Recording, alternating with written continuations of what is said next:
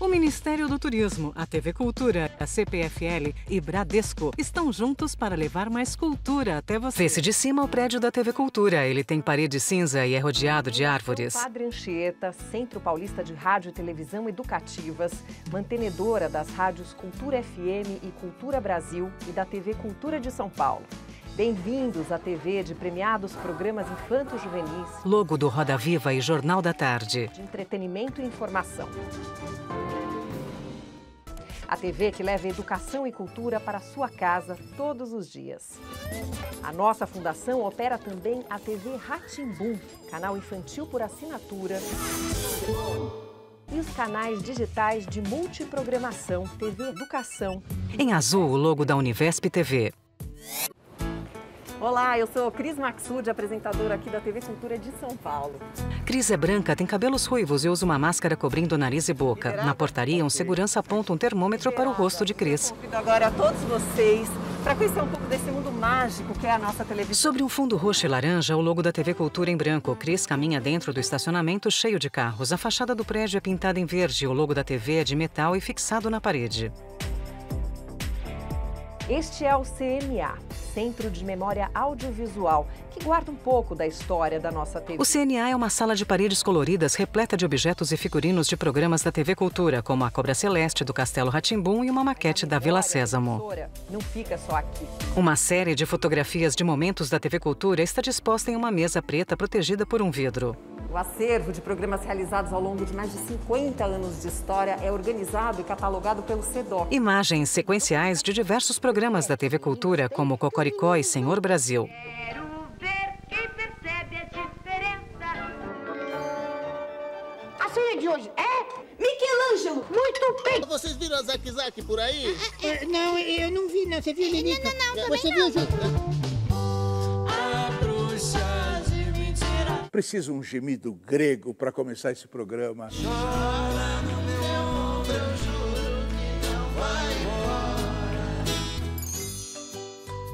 Agora vocês vão conhecer o lugar da magia, o Departamento de Efeitos Especiais. Vê-se de perto um tronco de árvore com a cobra celeste saindo por um buraco. Ela tem a pele rosa e longos cílios. Um homem usando um jaleco branco e máscara de proteção está pintando um pequeno globo terrestre. Que sonho essa sala, né? Tantas criações que saíram daqui. Verdade, Cris, olha só, parece que a gente... Júlio César de Souza, técnico em efeitos especiais. Ele é negro de cabelos cacheados. São tantos objetos, né? Eu fico me lembrando, assim, por exemplo, da abertura do primeiro Rá-Tim-Bum, que era uma mistura de objetos reais com animação, então, assim, era uma coisa super desafiadora. Daí depois veio o Castelo, que trouxe mais outros conteúdos e outras possibilidades, até chegar no Cocoricó, que é aquela coisa tão lúdica. Na sequência veio a Ilha Rá-Tim-Bum, Extremamente violenta. que aí o desafio era fazer uma floresta no estúdio. Putz, que coisa desafiadora, né? Construir cada planta, cada planta exótica, né? E hoje a gente tem o quintal, que dá continuidade a todo esse nosso sonho de infância, né? Uma criança feliz. Tem até o Cocoricó na cidade, né? Que eu acho que o programa, ele inicialmente ele tá lá no meio rural, né? Quando ele vem para a cidade, então assim, você faz essa ligação entre esses dois polos, né? Então assim, eles começam a ter outra linguagem, outro visual, né? Outros elementos da cidade. Então, é muito legal. Um grupo de homens usando capacetes de proteção monta um cenário no estúdio. Os ambientes dos programas são criados pela cenografia. Aqui trabalham cenógrafos, produtores de objetos, contra-regras. Criatividade é o que não falta aqui. Tatiana Pacheco, coordenadora de cenografia. Ela é branca de cabelos castanhos. Ela e Cris estão ao lado de um microfone prateado. Faz parte do cenário de qual programa? Do Talentos. Foi feito por um musical. O Talentos é um programa que cada gravação tem um musical. Sobre a imagem de um palco, o nome do programa, Talentos.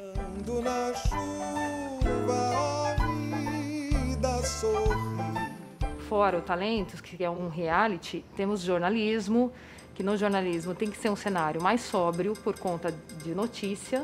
Boa tarde. Seja muito bem-vinda, muito bem-vindo ao Jornal da Tarde. Também temos o Persona, que mudou recentemente por conta do coronavírus, tivemos que colocar um painel de LED. A criação tem que sempre ser feita dependendo do gênero do programa, quem que é o público-alvo. Então a gente tem que sempre pensar nisso. Cris está em um estúdio iluminado em tons de rosa, azul e roxo. Na fotografia está a iluminação, a fotografia.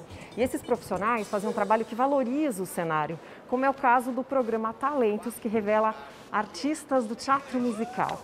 Como é que essas áreas se conversam, se conectam? Jaime Nakayama, diretor de fotografia. Joime Nakayama, diretor de fotografia. Ele é branco e tem cabelos curtos e grisalhos, usa máscara de proteção. Isso dentro de um programa 3D, onde a gente já consegue fazer as simulações, posicionamentos de câmeras, lentes, estudo dos materiais, texturas, para reflexão da luz. Porque eu trabalho com a luz incidente e o cenário trabalha com a luz refletida. Isso que compõe a fotografia. E sabe quando você está assistindo a TV e entram umas animações, uns mapas na tela? Quem cria tudo isso é a equipe da computação gráfica. Fazer arte é com eles. Samuel de Souza, coordenador de computação gráfica. Ele é branco e tem cabelos cacheados. Usa máscara cobrindo o nariz e a boca. Os programas da TV Cultura, de acordo com o conceito de cada programa. Quintal da Cultura, né, o público infantil, a gente trabalha de forma mais lúdica, com cores mais vivas, né? A gente tem humor, que é um humor de interrupção, um humor mais físico, que é diferente de um humor de um Provoca, que é um programa de entrevistas, né? Que é um humor para adultos. Abertura do Provoca, sobre um fundo preto, imagens do apresentador Marcelo Taz. A gente fez uma vinheta interessante, né, de stop motion, pro dia da animação, né? Animação de uma pessoa construindo um cupcake decorado com confete. Uma vela está no topo do bolinho, 100 anos de animação no Brasil. Vamos seguir. Cris está de blusa marrom e calça laranja. Ela passa por um corredor de paredes verdes e chega em uma área gramada.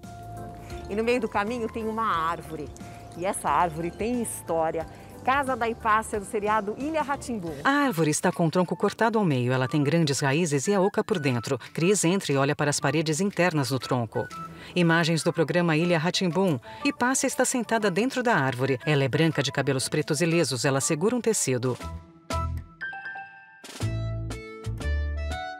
Hipácia, a feiticeira bondosa que fugiu de Alexandria trazendo documentos históricos. Poderosa Isis. Oi, tudo bom? Cris sobe uma escadaria. As paredes estão enfeitadas com quadros coloridos. Agora, quando se fala em programa de TV, tem uma função que é a alma do negócio, a produção. É a produção que organiza tudo, que está no processo do início ao fim. Neste grande salão, trabalham as produções de vários programas da TV. A sala tem o piso verde e as paredes brancas. Mesas de madeira equipadas com computadores estão espalhadas pelo salão. Imagens sequenciais das aberturas de vários programas da TV Cultura, como Papo de Mãe, Senhor Brasil e Quintal da Cultura. No momento, a maior parte dos profissionais está em home office, mas a sala já está preparada para receber as equipes de produção com todos os cuidados necessários. E aqui, parte da equipe do programa Metrópolis. Sula Vlachos, coordenadora de produção. Ela é uma mulher branca de cabelos pretos e lisos. Usa uma camisa estampada e máscara tampando o nariz e a boca. Olha, é possível, mas dá trabalho, porque é tudo feito à distância, né? Então a gente conta muito com as redes sociais, com o WhatsApp, as nossas reuniões. Todo o programa é feito um grupo das pessoas que estão trabalhando naquele programa.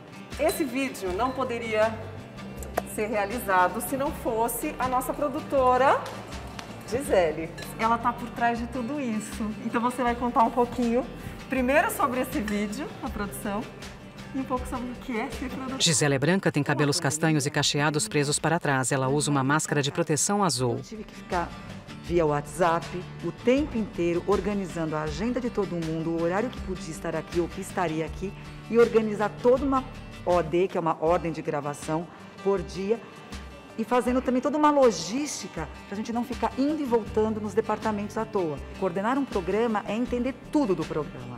Então, assim, eu tenho que ver, saber do figurino, né? Eu tenho que saber como você vai estar vestida, o seu cabelo. Eu tenho que organizar com todos os departamentos para a coisa andar. Eu tenho que chegar num diretor com tudo para ele, lindamente. O convidado, quando é infantil, tem que ver quando tem efeitos. Que trabalhar com boneco é uma outra situação, trabalhar com uma pessoa, com entrevistas e convidados. Então, cada um é um leque imenso e, assim, eu adoro. E daqui da produção, a gente vai conhecer as áreas responsáveis pelo figurino e a maquiagem. Gente, esse é o figurino do Quintal da Cultura. Olha Cris só. puxa uma roupa vermelha com ornamentos dourados da arara. Ela coloca uma pantufa de coelho cor-de-rosa nos pés e dá um pulo. E aquele ali é o Edinho que cuida desse figurino. Né, Edinho? Me conta como é que são essas produções, como é que foram essas... Edson Braga, figurinista. Ele é branco, careca, usa óculos e máscara de proteção. Né, que chega da produção do programa e com as necessidades de cada personagem, que seriam os 4 que são fixos, a Doroteia e o Rodrigo, né? E daí, em cima disso, a gente vai fazendo criações, customizando, elaborando, às vezes tentando reaproveitar coisas do nosso acervo, porque hoje em dia essa coisa da reciclagem ficou forte nesse sentido de a gente reaproveitar os materiais, né? Então, em cima disso é que a gente vai fazendo toda essa customização, esse trabalho de compor cada personagem. Os personagens Ludovico e Doroteia estão no estúdio do Quintal da Cultura. E é a Cidinha que cuida do nosso figurino, né, Cidinha? Sim. Ai, que... Cida de Souza, figurinista. Ela é uma mulher negra de cabelos cacheados e curtos. O programa é por setor, como é que é? Lá pro programa, né? Eu visto assim, várias meninas maravilhosas. Você é uma delas, adoro. Você faz variedade, né? Cultura, umas coisas. Então você usa umas roupas mais descontraídas, né? E eu faço jornal também, no caso da Karen Bravo, Ana Paula Couto, a Vera Magalhães, que são programas mais sérios, né? A Didi, então a Didi é uma pessoa que é também bastante colorida, né? O funcionário dela pode usar um monte de coisa, é um programa também de cultura e variedade.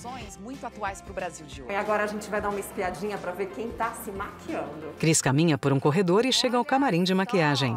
Olha só! Adriana Couto, do programa Metrópolis. Agora você vai para maquiagem, cabelo. Eu vou. E daqui a pouco? E daqui a pouco é o estúdio. Adriana Couto é uma mulher negra de cabelos trançados. Ela está sentada em uma cadeira preta giratória. Dessa técnica do airbrush para maquiagem convencional que a gente fazia antes. Nil Moreira, coordenador de maquiagem. Ele é branco, tem cabelos pretos e curtos e usa uma máscara de proteção. Aqui o aerógrafo, que ele é conectado num compressor de ar, né? E você deposita o pigmento aqui e aí você vai pulverizando na pele. Essa maquiagem ela foi desenvolvida justamente para a leitura das câmeras, né? HD, 4K e 8K também. Também ninguém toca na pele. Isso, é muito mais higiênico também a questão, porque você acaba não tendo muito contato, você dispensa totalmente os pincéis, né? Então você consegue fazer tudo com airbrush. Pronta? Né? Pronto. Cris se levanta da cadeira e passa a mão nos cabelos olhando para o espelho. Ela sai do camarim e vai até os estúdios. E agora, um momento super esperado. A gravação de um programa no estúdio. Sobre uma porta preta, um painel luminoso com a informação no ar escrita em vermelho. Cris entra no estúdio. Nós estamos preparando para a gravação do programa Metrópolis. E a direção passando as orientações. Visual do jardim com a obra do Martins. Então enquadra até o enquadramento muda. Mas ao invés dela caminhar muito, mais de tentar uma experiência dos câmeras irem mais até ela, entendeu? Quais são essas diretrizes que rolam aqui antes do programa? Marcos Maciel, diretor. Ele é branco de cabelos curtos e cacheados. As câmeras, os planos que a gente vai usar, com a Adriana, com o Cunha, que está em casa. Toda semana tem um entrevistado de telão que a gente faz remotamente, daqui com a casa dele. E agora já está se preparando para entrar no ar. Sim, Adriana Couto, apresentadora. Eletrônico falando com a editora-chefe, estão testando o ponto. E a gente vai começar daqui a pouco. E os estudantes estão aqui acompanhando tudo que acontece na TV. O que você diria para eles, Gigi? Ah, que maravilha! Bem-vindos, bem-vindos ao nosso mundo, bem-vindos à TV Cultura. E para fazer um programa, além da produção, da luz, da cenografia, da equipe operacional, tem outros profissionais que são essenciais. 3 pessoas estão sentadas de frente para um televisor em uma ilha de edição. O diretor de TV escolhe as imagens de cada câmera que está posicionada no estúdio. Cenas essas previamente marcadas pela direção do programa. E seleciona uma sequência delas que serão gravadas ou transmitidas ao vivo. E tem também o sonoplasta, que faz o controle dos sons, microfones, efeitos sonoros, trilhas musicais. Tem muitos programas que gravam entrevistas, imagens que precisam ser editadas antes de irem ao ar. Não é não, PC? É isso aí. Como é que funciona uma ilha de... Paulo César Dias, editor. Ele é branco de cabelo grisalho, usa máscara de proteção preta. Na timeline e vem limpando o que não vai ser utilizado. Vem seguindo o roteiro. E a gente já está na parte de finalização. Já foi editado e aprovado pela diretora. A gente pegou todo o material dessa nova fase via celular, né? De todos os apresentadores. Editamos todo o material e começa a finalização. Aí já está com o áudio finalizado, tudo. E o programa está pronto para ir pro ar. Tá na hora do Ludovico Show. Qual programa entrar no ar agora? Então, agora no ar nós estamos... Fernando Calaf Freihat, operador de controle mestre. Ele é branco e calvo. Vai entrar um boletim jornalístico ao vivo. Após esse boletim jornalístico ao vivo, dará consequência aqui o playlist, a gente faz a operação aqui de pagamento de censura, closed caption. Essa normatização dos programas é toda feita aqui.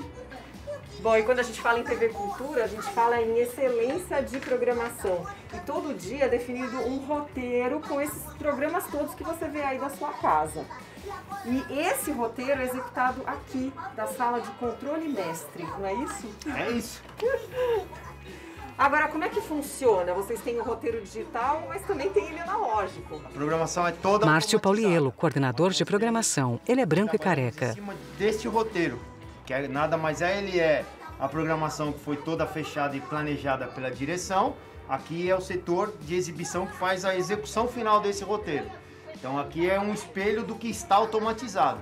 Então tudo que passa, todas as alterações, sejam dos breaks, dos intervalos, os horários de entrada dos programas, que é uma coisa que a cultura preza e respeita muito. E aqui a gente tem um outro roteiro, que é o roteiro online, que são as informações que são full times passadas para toda a rede através desse roteiro. 3 homens estão sentados em uma sala repleta de televisores e painéis de controle. Trabalho desenvolvido pela equipe das mídias digitais. Danilo Rocha Cavalcante, gerente de mídias digitais. Ele é branco e careca, usa uma camisa azul e máscara de proteção. Você está falando de um programa infantil, você está tratando do imaginário das crianças. Então você tem que tomar todo um cuidado para que ela continue ali dentro daquele universo. O jornalismo, nós acompanhamos bem a parte de Jornal da Cultura e o JT também. Fazemos ali cortes das notícias para viralizar isso nas redes. Principalmente o Roda Viva, nós fazemos uma transmissão no YouTube para as pessoas conseguirem assistir ele. Quem não consegue assistir pela televisão, depois pode acompanhar ele em um horário que está mais livre para assistir esse programa. E ele é um programa muito moderno, porque ele serve para você assistir no YouTube, serve para você escutar através de um podcast, e você também pode acompanhar pílulas dele no Facebook, no Twitter. E agora a gente vai conhecer o jornalismo, onde são pautados e editados programas que são referência na TV brasileira. Sobre um fundo branco em letras azuis, o título Matéria de Capa. Sobre a imagem de um galho de folhas verdes, o texto Repórter Eco. Sobre a imagem da ponte estaiada, o texto Opinião. O título Revista do Esporte sobrepõe a animação de uma bola de futebol. Sobre uma imagem do globo terrestre, o título em letras azuis, Jornal da Cultura. Em letras brancas garrafais, o logo do programa Roda Viva. Rua, para saber como é que é esse dia a dia, né? Rodrigo Piscitelli, repórter. Ele é branco de cabelos curtos e pretos. E isso ao mesmo tempo é estimulante, né? Porque você está fazendo sempre coisas novas, coisas diferentes, aprendendo coisas novas e portanto é sempre um desafio a cada dia. Para os repórteres, a vida começa aqui pegando a pauta e aí é rua. Essa aqui é a Rua 1 da comunidade Córrego do Feijão, a primeira a ser atingida pelo rompimento da barragem. Chegamos ao núcleo de acessibilidade Flix, um departamento de extrema importância quando se pensa em inclusão social. O núcleo de acessibilidade tem paredes brancas ornamentadas com hexágonos coloridos. Acima de uma porta, o texto em uma placa luminosa. No ar, uma mulher de cabelos cacheados está sinalizando em libras. Nossa, que trabalho incrível! A gente não tem dimensão, né? Nem faz ideia do que acontece aqui, né, Fernanda? Fernanda Sabino, supervisora de acessibilidade. Ela é branca, tem cabelos ruivos e lisos e usa uma máscara de proteção. E hoje a gente atende mais de 4 canais, com closed caption, audiodescrição e libras, alguns 24 horas, outros 30 horas semanais. Mas a gente está possibilitando acesso à informação a todas as pessoas sem discriminação. Tem lá no fundo closed caption, que são aquelas, como se fossem aquelas legendas, né, que passam por baixo do vídeo dizendo o que cada pessoa está falando, que é quase o mesmo público-alvo das libras, são para aqueles que não entendem a língua brasileira de sinais, e a Libras é para aqueles que não entendem o português, né? Não sabem o português ainda. E a gente tem também a audiodescrição, que facilita a informação para aqueles que não enxergam, que têm baixa visão. Até as pessoas com dislexia ou idosos também são beneficiados da audiodescrição. Imagens sequenciais da Avenida Paulista, Teatro Municipal e das ruas da cidade de São Paulo. E não poderia faltar nesse passeio a boa música da Orquestra Jazz Sinfônica Brasil. O grupo traz para a TV Cultura arranjos exclusivos que mesclam o erudito com o popular. Procurando bem, todo mundo tem pereba, marca de bexiga ou vacina. E tem piriri, tem lombriga, tem ameba. Para falar um pouco mais sobre esse mundo mágico da televisão, Cris Maxud. Convidamos Eduardo Brandini, diretor de parcerias para jornalismo e esportes no YouTube Brasil. Com 20 anos de experiência na área de comunicação, Brandini já trabalhou nas maiores emissoras de TV do Brasil, como Globo, SBT, Band e Cultura.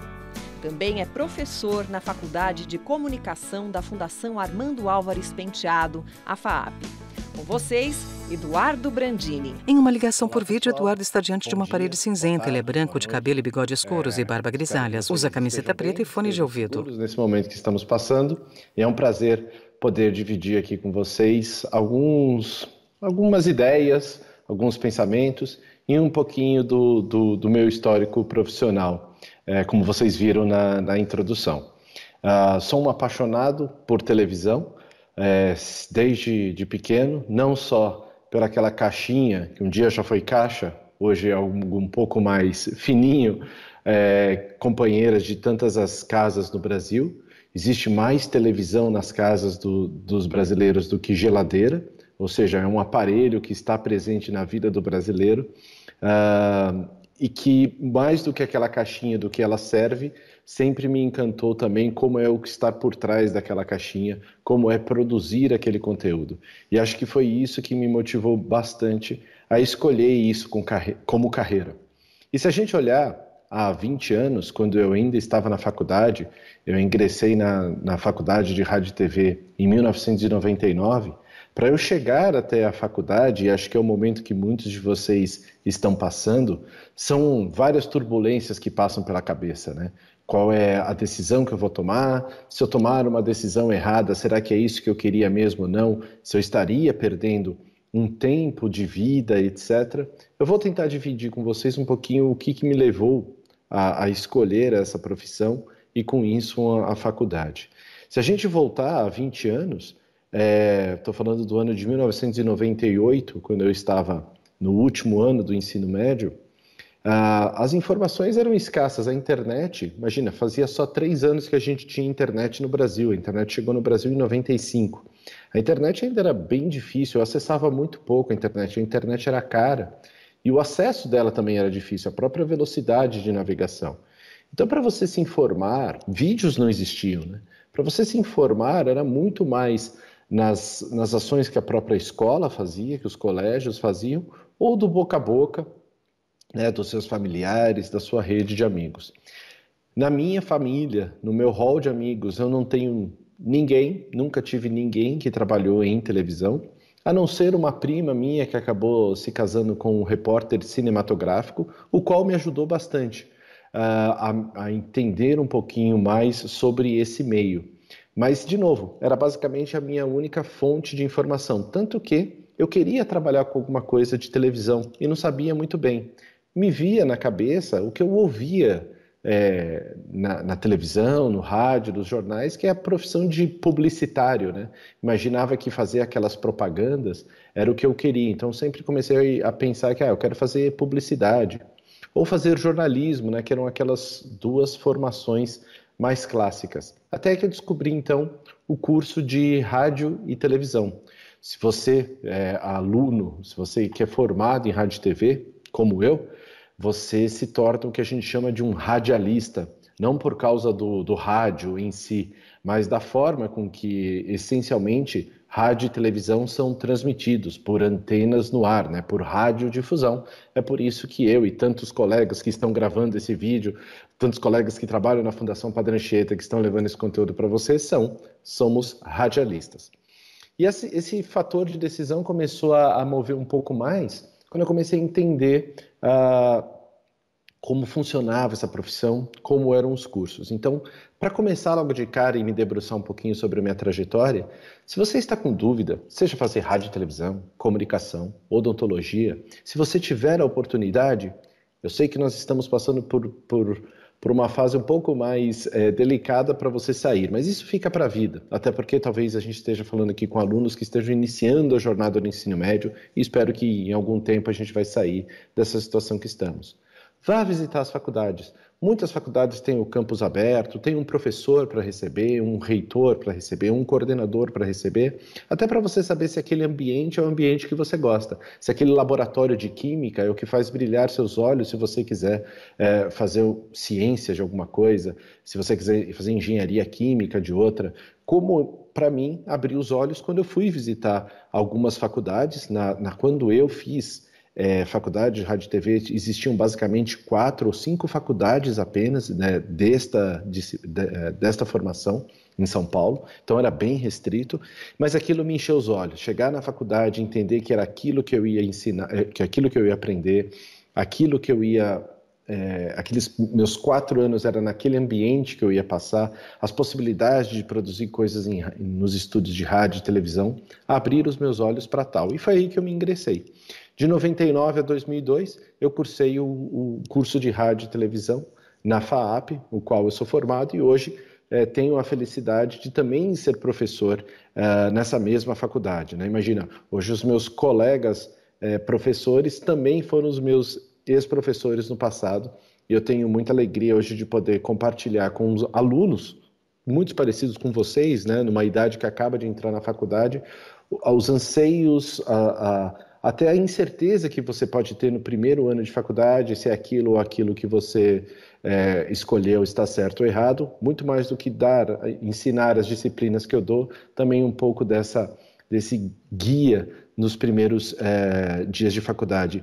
E eu acredito que na faculdade, independentemente do curso, eu estou falando do meu exemplo, mas eu vejo muitos dos outros professores, das outras pessoas que eu conheço que são professores de ensino superior, dos mais diversos cursos. Se apoiem em alguns professores, assim que você entrar na faculdade, já estou indo para o segundo passo, você escolheu, né? Se apoiem em alguns professores que podem ser muito mais do que apenas ensinadores daquela disciplina, mas que estejam talvez na área ou que tenham um pouco mais de conhecimento, até para eles serem o que a gente chama hoje, numa palavra em inglês, de coach, né? O que eles podem talvez auxiliarem vocês, a deixarem vocês mais tranquilos e calmos, porque você sai de uma zona de conforto de anos que você esteve no colégio para um momento que você está tendo na universidade, para justamente te deixar um pouco mais calmo e entender, respirar, se aquilo que você está fazendo é o que você vai querer seguir para a sua carreira inteira. E aí vem um ponto muito interessante, que hoje, no mundo que nós estamos, as carreiras, as profissões, elas mudam completamente. Se lá em 1999, quando eu ingressei na faculdade de rádio e televisão, a minha visão de mundo é que eu ia trabalhar talvez em 5 ou 6 lugares a minha vida inteira, que eram as 5 e 6 emissoras de televisão que existiam no Brasil, e que se eu quisesse trabalhar com produção, edição, roteirização ou direção de programa, eu ia trabalhar nas 6 emissoras de TV aberta que existiam no Brasil naquele momento. Já existia TV a cabo, mas as produções de TV a cabo também engatinhavam, né? Produzir televisão, principalmente voltando em 1999, né, no fim da década de 90, era algo muito caro. Televisão ainda é algo muito caro. Porém, hoje é muito mais barato e muito mais acessível. Imagina, hoje eu trabalho na empresa que eu trabalho, a empresa que é o Google, ela foi fundada em 1998, o momento que eu estava prestando vestibular. Ou seja, a empresa que você vai trabalhar daqui a 20 anos, ela ainda não foi criada, muito possivelmente. Não foi inventado, talvez, o produto, o serviço do qual você vai atuar, seja ele a formação que você tiver.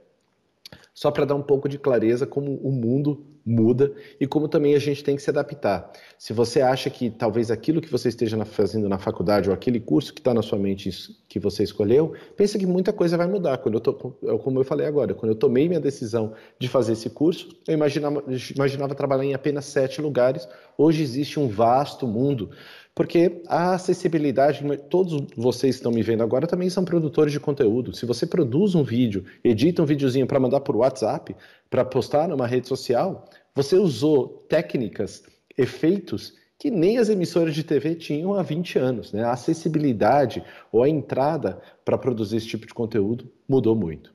Quando você entra na faculdade, né, a minha faculdade de comunicação, logicamente que você está muito empolgado para fazer aquilo que você sonha em fazer como carreira. Então, logicamente que no meu caso, eu não via a hora de ir para um estúdio de rádio, para um estúdio de televisão, para editar, para produzir, para programar, para dirigir. Mas toda a faculdade existe uma base teórica que é muito importante. Quando eu olho para a faculdade, lá em 99 eu tinha apenas 17 anos quando eu entrei na faculdade.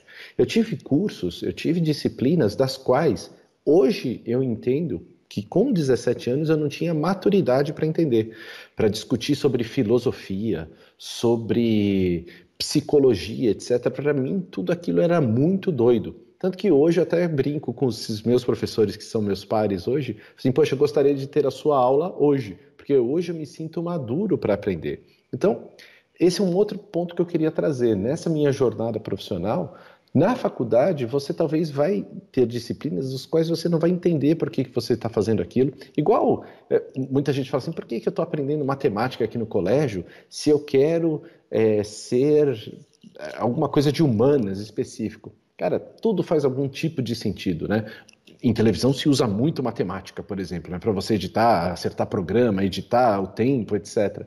Ou seja, todas essas disciplinas que quando você entra na faculdade, você de novo sai daquela zona de conforto do ensino médio e entra no mundo acadêmico, em professores mais sêniores, em matérias mais detalhadas, em disciplinas muito mais complexas de entender. Poxa, até hoje, passado um bom tempo, eu fui reler alguns livros, por exemplo, sobre semiótica. Se você quer ser um estudante de comunicação, em 17 anos, juro que eu não consegui assimilar muitas das coisas que eram ditas ali. Então saiba, só estou trazendo isso como exemplo, que você entra num outro momento e que, independentemente de você sempre querer fazer aquilo que você quer fazer na prática, você quer ser um engenheiro, você não vê a hora de desenhar um projeto de uma casa, por exemplo, se você quiser ser engenheiro civil, tem uma base teórica que é muito importante. Isso em todas as faculdades. E essa jornada de 4 anos, geralmente você começa com uma carga teórica muito mais pesada do que o final da sua faculdade. Mas saiba, a carga teórica um dia vai fazer uma diferença. Todas aquelas informações que um dia você recebeu, que você não entendeu muito bem o porquê que você estava estudando aquilo, em algum momento fará sentido na sua vida. Talvez não profissional, às vezes mais pessoal. Mas acredite, né? Entre nascer e morrer, o que você faz é acumular conhecimentos e principalmente talvez devolver isso para sua família, para sua sociedade. O que fica, depois que nós vamos embora, fica o nosso legado, as nossas histórias, aquilo que a gente pode contribuir. E muitos desses ensinamentos que a gente vai recebendo ao longo dos anos, por exemplo, na faculdade, talvez a gente não entende muito bem o que está acontecendo naquele momento, mas vai nos ajudar a tanto evoluir quanto a contribuir para a sociedade, no seu mundo profissional e etc. Mas vamos mergulhar um pouquinho na minha carreira. Fiz a faculdade e eu comecei a estagiar muito cedo. Logo no 2º ano de faculdade, eu me tornei estagiário de uma rádio em São Paulo, que naquele momento era uma rádio que dava os seus primeiros passos, que hoje muitos de vocês, eu sei que vocês ouvem, é uma rádio jovem, é a Rádio Mix FM. Lá em 99... No lado direito da imagem surge o logo da Rádio Mix de rádio. A despontar, eu passei 6 meses naquela rádio. E a função de um estagiário, muitas vezes, está longe de ser aquelas funções que você quer exercer como profissional. Mas aqui já fica minha primeira dica. Aproveitem a situação que o estágio te dá de te colocar dentro de uma empresa, dentro de uma situação que você não vai conseguir exercer, mas você vai ver outras pessoas mais sêniores exercendo. Por exemplo, de novo, eu agora estou falando do ano de 2000, a internet ainda caminhava, as minhas funções como estagiário na Rádio Mix era atender telefonema de ouvinte, para saber qual é a música que ele queria pedir. Talvez isso seja um pouco longe da realidade de vocês, mas por muito tempo, rádio FM sempre cresceu com a participação forte de ouvintes, pedindo música, ou com promoções. As rádios FM sempre fazem promoção, ligue para a rádio, faça isso, você vai concorrer àquilo. Então, conversei muito com o ouvinte. O que isso me agregou profissionalmente? Nada. Mas talvez desenvolveu, imagina, eu chegava a falar com mais de 200 ou 300 pessoas diferentes por dia. Isso desenvolveu para mim outros tipos de desenvolvimento, de eu ter que ser mais conciso, porque eu também não podia ficar batendo papo no telefone, eu só queria saber o que aquela pessoa queria pedir de música e ir para frente. Também desenvolveu o meu lado de ser mais racional, de eu conseguir me expressar melhor para a pessoa se eu tivesse que pedir alguma coisa para ela. De novo, isso foi me ajudar ao longo da minha carreira, mas meu estágio lá durou uns 6 meses, eu fiquei mais de 2 meses direto, sentado por 6 horas atendendo o telefone. Mas também tive a possibilidade de fazer outras coisas. Hoje você já deve ter, as rádios FM fazem aquelas blitz, né, para colar adesivo e fazer as promoções, entregar brindes.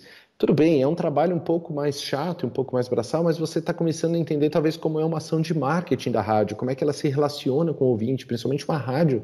A rádio não tem imagem, né? Hoje com as redes sociais, você tem mais acesso a entender como visualizar aquela rádio.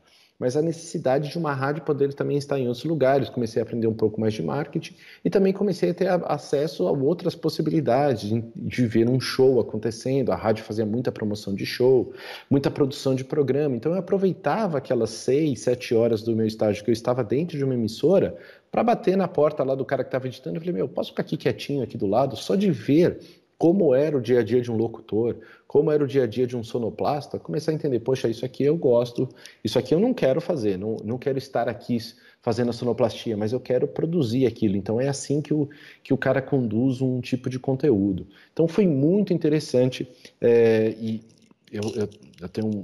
foi minha única experiência profissional em rádio, propriamente dita, esses 6 meses, mas eu tenho um carinho pelo rádio, que hoje a gente, nessa onda de podcasts, começa meio que ver novamente, né? Acho que o poder imaginário de só você ouvir, e não sei daqui dos quais estão me vendo e ouvindo, mas se você só estiver me ouvindo, imagina que você está construindo um imaginário sobre todas essas histórias que eu estou contando, e eu acho o poder do rádio, que hoje a gente vê um pouco mais refletido nos podcasts, isso fundamental.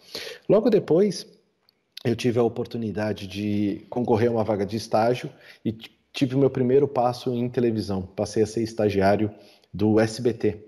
E no SBT eu tive uma jornada de estagiário por 1 ano, consegui ser promovido e fiquei, na verdade, um total de 4 anos no SBT. E no SBT, para mim, foi uma grande casa, assim, para eu aprender sobre tudo que eu conheço de televisão, a base que eu conheço de televisão hoje, de tudo. Eu aprendi no SBT, de como funciona uma câmera.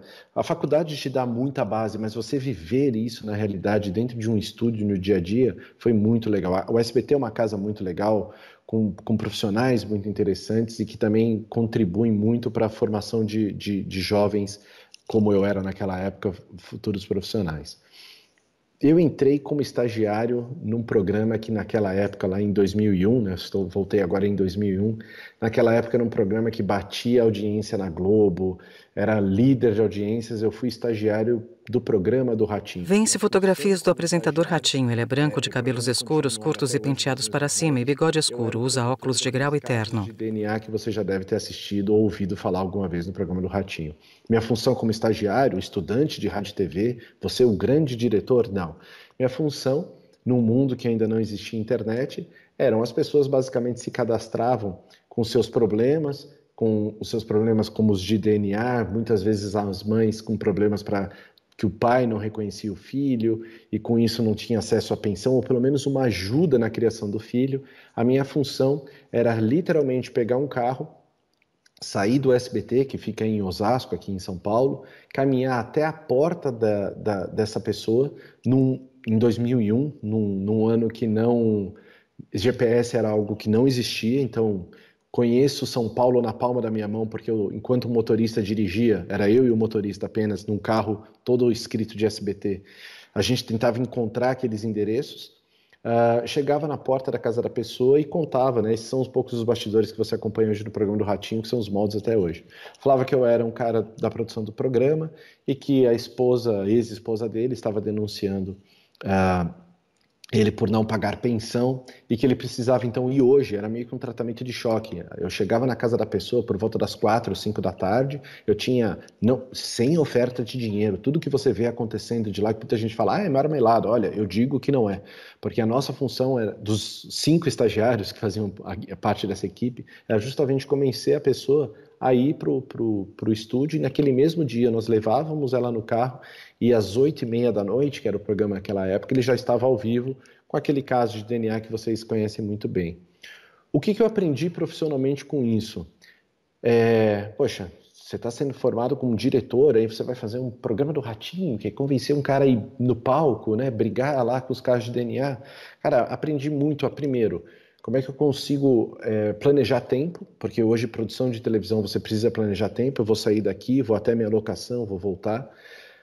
O meu poder de convencimento, né, quando você vai fazer uma produção, principalmente um pouco mais jornalística, como é que você convence alguém a dar uma entrevista, como é que você convence um convidado a vir cantar, uma grande celebridade a vir cantar no seu programa, etc.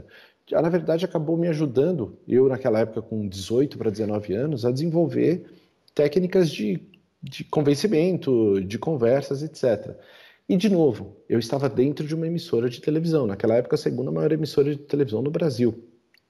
E eu tinha a possibilidade, então, de depois que eu fazia esse meu trabalho de estagiário, entender como é que funcionava a transmissão ao vivo de um programa, entender como é que era o profissionalismo por volta, como é que era a configuração de câmera no estúdio, a iluminação necessária, todo o procedimento para tal. Então, eu não vou debruçar com todas as minhas outras fases dentro do SBT, mas acabei fazendo só por 6 meses isso. Tive a oportunidade depois de trabalhar em vários programas no SBT. Trabalhei com o Silvio Santos. Retrato de Silvio Santos. Ele é branco de cabelo castanhos, tem olhos pequenos e lábios grandes esticados. De ser promovido, de ser efetivado como assistente de produção, logo depois como produtor. Fui produtor de muita coisa que vocês talvez já ouviram falar, né, de um programa super famoso da época, que já foi famoso lá atrás, famoso depois dos anos 2000, Qual é a Música? Fui produtor de uma iniciativa muito doida que o Silvio Santos resolveu fazer, chamada Casa dos Artistas, que era um Big Brother que ele inventou no meio do tempo. E nesse meio tempo eu acabei caindo em jornalismo também. O SBT passou por algumas reformulações, eu acabei indo para a área de jornalismo, onde eu acabei sendo produtor de jornalismo por algum tempo. Mas eu não era produtor de ir para a rua, fazer reportagem, etc. Eu era produtor do backstage, do estúdio, eu que comandava, colocava o programa no ar, num lugar que a gente chama de switcher, né, que é onde você controla todas as câmeras, a transmissão. Eu era o responsável por fazer a transmissão dos jornais do SBT todos os dias. Foi essa minha jornada, eu tive a possibilidade de fazer essas coisas, mas mais importante, das pessoas que eu conheci, das conexões que eu fiz profissionalmente, das pessoas, das funções dessas pessoas, até para eu entender, poxa, eu não quero ser redator, não é isso que eu quero fazer. Eu quero ser editor, eu quero ser diretor, eu quero fazer outras funções. Respeito, por exemplo, respeitava assim, acho que aquela função é super importante, mas não sinto talento para tal, acho que eu posso colaborar e ter mais sucesso nesse sentido. E desses 4 anos que eu passei no SBT, foi, como eu digo, uma escola de grandes aprendizados. Eu me formei na faculdade em 2002 e saí do SBT em 2004. Saí do SBT em 2004 porque eu vi que, recebi uma proposta para ir para uma outra emissora, foi quando eu saí e fui para a Band, e também eu vi que esses são momentos que quando você começa, mesmo eu sendo produtor, sendo talvez perto ainda da base, um produtor mais júnior, né? Imagina, só tinha 2 anos de formado, você começa a perceber que a empresa começa a te dar sinais, né? As possibilidades de crescer, não estou falando de ser promovido, de virar o diretorzão ou ganhar mais. Também, ganhar mais é importante, subir na carreira é importante, mas acho que a empresa te dá sinais. E, poxa, do que eu estou vendo ao meu redor, eu não vejo que eu vou vai levar muito tempo para fazer aquilo, ou não existe a oportunidade de crescimento. E por mais que eu esteja numa emissora que é super grande, talvez eu queira aprender outras coisas, eu queira ter as outras possibilidades. E foi aí que eu recebi o convite naquela época de migrar para a TV Bandeirantes. E se a gente for comparar, poxa, eu estou saindo da segunda maior emissora do Brasil e indo para a quarta emissora do Brasil. Cara, mas com N outras possibilidades. Eu mergulhei, eu fui para a Band como coordenador de produção do Jornal da Band, numa época que a Band, em 2004, estava passando também por uma grande reformulação, contratando muita gente. Marlene Matos, que é uma super diretora que criou basicamente programas como o da Xuxa, etc., assumiu a direção artística da emissora. A Band contratando muitos artistas e jornalistas da Globo, por exemplo, naquela época. Fotografia de Carlos Nascimento, homem branco levemente bronzeado, de cabelos grisalhos e usa terno. Retrato em preto e branco de Joelmir Betting, homem branco de cabelos brancos e curtos, usa óculos e terno. A Bandeirantes, a Band, respira jornalismo. Então aquilo era uma produção frenética, né? A transmissão ao vivo. E aí agora eu vou falar diretamente aqui para quem quer ser aluno ou quer seguir algum tipo de carreira de jornalismo ou de rádio e TV, radialista. Tem uma coisa que para mim é o que me faz pulsar a televisão, é o programa ao vivo. Eu sei que existem outros tipos de profissionais que gostam de outros tipos de programa, mas dentro da televisão a minha paixão é pelo programa ao vivo. A adrenalina que você tem por fazer uma programação ao vivo, por fazer uma transmissão ao vivo, principalmente em jornalismo, que as coisas, entre aspas, mais legais acontecem quando estão fora do script, né? Eu estive coordenando, e aí eu fui subindo, não vou me debruçar muito sobre a minha carreira, como foi esses passos, mas de coordenador, fui coordenador geral, quase que um diretor dessa parte das transmissões, e eu tive a responsabilidade de estar no comando de transmissões super importantes. Fiquei na Band de 2004 a 2010, tive a oportunidade de viajar para fazer Copa do Mundo, morei na África do Sul por um bom tempo, que foi até 2010, quando eu trabalhei na Band. Fui o diretor de uma transmissão da missa campal do Papa Bento XVI, quando visitou São Paulo. Poxa, são eventos muito interessantes que você... Imagina, aquele evento que eu estava sendo responsável pela direção, ele estava sendo transmitido pelo mundo inteiro. Era a missa campal de um Papa em São Paulo, no estádio do Pacaembu. São momentos que são bem interessantes, você saber que você está gerando um impacto. Ao mesmo tempo, aí falando um pouco mais de jornalismo, que é uma profissão que eu não sou formado, mas trabalhei muito próximo, eu me lembro como se fosse hoje, ter uma imagem que não sai da minha cabeça. Eu estava olhando para o monitor quando o helicóptero da Band chegou no acidente do avião da TAM em Congonhas em 2007. Eu vi o início daquele incêndio, eu vi muitas daquelas imagens. Antes de várias emissoras começarem a noticiar sobre a queda daquele avião, eu já tinha as imagens. E foi um momento que, no Brasil, a gente enfrentou 3 séries de acidentes aéreos muito, muito trágicos, né? Foi o avião da TAM em 2007, o da Gol em 2008 e depois o acidente da Air France em 2009. Todos esses acidentes aéreos, para falar o mínimo, né? Tantas outras desgraças que, infelizmente, o jornalismo tem que transmitir. Imagina que você tem que estar, quando eu falo muito da adrenalina ao vivo, a preocupação de você tentar transmitir aquela informação da melhor maneira e da maneira mais assertiva. Imagina que eu me lembro como se fosse hoje, e eu tenho um enorme carinho. Fotografia de Ricardo Boechat. Ele é branco, calvo e de cabelos grisalhos, tem o rosto marcado por linhas de expressão. Eu nunca vou me esquecer, a gente estava fazendo o jornal da Band, eu coordenava a transmissão do jornal, eu era aquela voz que fica no ponto eletrônico do Boechat. Quando ele recebeu um telefonema com o jornal no ar, de uma alta patente da aeronáutica, informando que era a fonte dele, né? O Boechat sempre foi reconhecido por ser um jornalista, por ter excelentes fontes, cravando que um avião da Gol tinha caído. E naquela época nós fomos o primeiro veículo a falar isso. Eu nunca me esqueço que o Boechat, eu conversando muito com o Boechat, o programa no ar, o jornal no ar, para eles acabar, Brandini, vamos lá, eu vou cravar essa informação. A adrenalina que você passa naquele momento, eu me lembro muito, assim, Boechat, só pensa numa coisa, não sei quantas pessoas estão nos assistindo agora, mas existem centenas de voos da Gol no ar, centenas de outros aviões no ar e centenas de pessoas que estão nos assistindo agora, que têm familiares que sabem que estão voando. Se a gente cravar que caiu um avião, é uma informação muito séria, porque a gente vai deixar em alarde muitas pessoas. E eu discutia muito com o Boixá e o Boixá também com muita responsabilidade. Assim, não, eu vou dar essa informação porque eu sei que é precisa.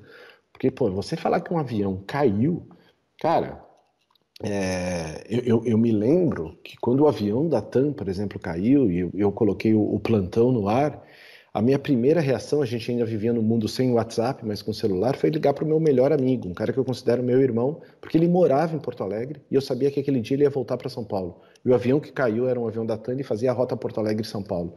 Eu lembro do meu desespero no ar, transmitindo aquela situação e, ao mesmo tempo, graças a Deus, aquele dia ele não ia voltar, mas aquele era um voo que regularmente ele pegava, era o voo do fim do dia, por exemplo. Mas, poxa, se eu passei aquilo, imagina a responsabilidade que você está passando para as outras pessoas que estão assistindo. Eu trouxe esse capítulo porque a televisão tem muito glamour, é muito legal. Eu podia também ficar contando muito aqui sobre as transmissões de Copa do Mundo que eu fiz, os lugares que eu visitei por causa da televisão. Mas tem um papel que a televisão tem, que por trás é o jornalismo, que eu acho muito importante, que é a responsabilidade de transmitir as informações seguras, as informações que são certas. No mundo que nós vivemos hoje, onde a informação flui de uma maneira muito mais rápida, e isso é muito legal, devido aos N acessos que nós temos a outras fontes de informação, a outras maneiras das informações chegarem até você, principalmente pelo celular, é super gratificante você trabalhar numa profissão que ela é reconhecida, e nos veículos, se você trabalhar numa empresa, ou se você for até um jornalista independente, sempre, ou radialista, ou produtor, saiba que você é um comunicador. Por mais simples talvez seja o vídeo que você está fazendo, você está influenciando alguém. É uma responsabilidade muito grande a que você tem. Eu estou usando o caso extremo de uma queda de avião, porque imagina a aflição que ficaram aquelas pessoas sabendo que tinham parentes voando, por exemplo, naquele momento. Mas até essas pequenas informações são muito importantes. A desinformação, hoje, infelizmente, é algo que vive nas nossas vidas. Eu entendo que a melhor maneira de se combater desinformação é provendo informação de qualidade, é tendo emissoras de televisão, é tendo jornais, tendo revistas, tendo veículos de internet e principalmente tendo profissionais que trabalham nessas áreas, que são as fontes autorizadas, que são fontes profissionais que têm isso que eu não consigo explicar, esse sentimento de, poxa, a gente vai falar que caiu um avião, cara, a gente está impactando muita vida. Em relação às desinformações, que eu posso criar um textinho aqui só para desmoralizar alguém ou para gerar alguma intriga ali, é uma coisa muito apaixonante. Se você tem vontade de seguir esse tipo de carreira, saiba que também, assim como o médico pode salvar vidas, uma informação, seja do lado de entretenimento, de esportes ou de jornalismo, uma informação segura, ela salva vidas porque ela deixa que vidas fiquem em risco no momento que a gente está vivendo hoje em relação a essas desinformações. Desculpa pelo parênteses, mas é só para dar um pouco mais de glamour. Aí sim, não glamour porque eu conheço o famoso, sim, porque em televisão você acaba conhecendo o famoso X, você é amigo do outro famoso, mas esse é o glamour. Cara, eu trabalho numa profissão que leva uma informação segura para a pessoa. E, na verdade, essa é a minha responsabilidade, de checar aquilo antes de falar. Não estou falando isso aqui, não é só função do jornalista, não. É função de todo um ecossistema que existe. Nem rádio e televisão, especificamente, cara, é um veículo que fala com massa. De novo, tem mais televisão do que geladeira na casa dos brasileiros. Você chega onde não chega comida. Então, seja sempre muito cauteloso. Essa é uma profissão que a televisão forma pessoas, informa pessoas, educa pessoas, tenha sempre isso em mente. E essa passagem que eu estou comentando aqui pela Band também, o jornalismo às vezes te traz possibilidades dos quais você nunca está preparado. Eu nunca tive como ideia, lembra quando eu falei para vocês de planejar o que você quer na carreira? Nunca tive ideia de trabalhar na frente das câmeras. Hoje não trabalho em frente das câmeras. Não é o que eu quero como foco, como vontade. Mas tive a oportunidade, nessa minha passagem na Band, de ir para frente das câmeras literalmente por um acidente.